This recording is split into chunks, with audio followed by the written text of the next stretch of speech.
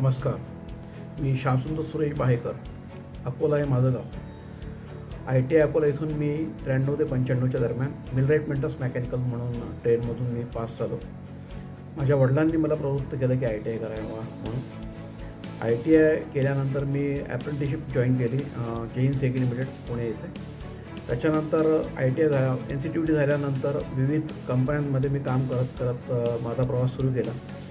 असंच काम करत असताना प्रवासामध्ये ABB इंडिया लिमिटेड जी सातपूरमध्ये खूप मोठी कंपनी आहे नाशिकमध्ये, ती मी जॉईन केली प्लांट मेंटेनन्समध्ये इंजिनियर म्हणून. नंतर मला कंपनीने पदोन्नती दिली सिनियर इंजिनियर म्हणून.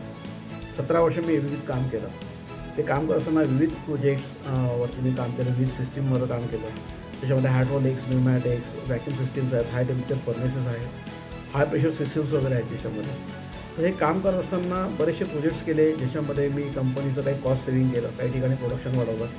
For example high voltage testing म्हणून आमच्याकडे एक सिस्टीम होती 150 kVची. तर त्याचे काही चेंबर आम्ही इंडियात डेव्हलप आता करतो आहे.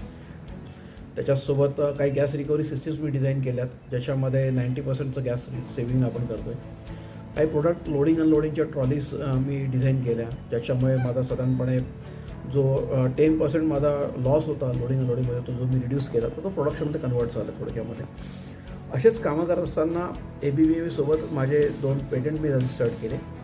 एक पेटंट आउटडोअर ब्रेकरसाठी आणि दुसरं एक पेटंट आहे ते ट्रॅपसाठी म्हणून आहे जे आता इन प्रोसेस आहे. तर हे पेटंटचे वगैरे काम करत असताना मला एक इंटरनॅशनल एक्सपोजर पण मिळालं सेफ्टीसाठी, ज्याच्यामध्ये काही इंटरनॅशनल लेवलला काही असाइनमेंट्स होत्या ज्या मी सेफ्टी ड्युरिंग वर्क सेफ्टी आपण कशी कंट्रोल करायची आपल्याला ते त्याच्यामध्ये मला काम करायला मिळालं. तर मला असं वाटतं की हे जे कामं करत असताना मुळात माझं जे शिक्षण झालेलं आहे ITIचं त्याच्यामध्ये ITIचा जो बेसिकली अप्रोच आहे प्रॅक्टिकल अप्रोच ज्याला आपण म्हणूया की बऱ्याचदा तुम्ही थेरी शिकत असताना थेरीमध्ये कुठेतरी मागे पुढे होतो, पण प्रॅक्टिकल ज्यावेळेला आपण काम करत असतो त्यावेळेला आपण हाताने आणि डोक्याने आणि डोळ्यांनी आपण ह्या 3 गोष्टी शिकत असतो. तर ते शिकताना तो जो प्रॅक्टिकल अप्रोच मला मिळाला आहे ITIमधून त्या ITIच्या एक्सपिरियन्सवरती आणि त्या बेसिक नॉलेजवरती मी स्वतःला डेव्हलप करत घेतलो आणि त्यामुळे आज मला वाटतं की मी या यशाच्या एका विशिष्ट ठिकाणी येऊन पोहोचलेलो आहे.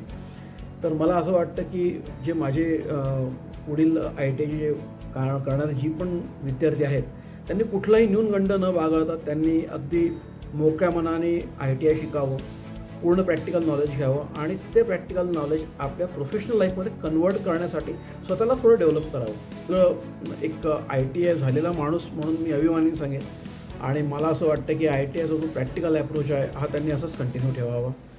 माझ्या सगळ्या टीचर लोकांचा मी हृदयाचा धन्यवाद देईन. आणि एक आणखीन आनंदाची बातमी मला सांगायला आवडेल इथे की येत्या काही दिवसामध्ये मी एका मल्टीनॅशनल कंपनीमध्ये डेप्युटी मॅनेजर म्हणून जॉईन होतो आहे आणि इंजिनिअरिंगसारखं प्रसिद्ध यश आणि खूप नाव असलेलं डिपार्टमेंट मला लीड करायला मिळतं आहे. परत एकदा सगळ्यांचे हृदयस्थ धन्यवाद.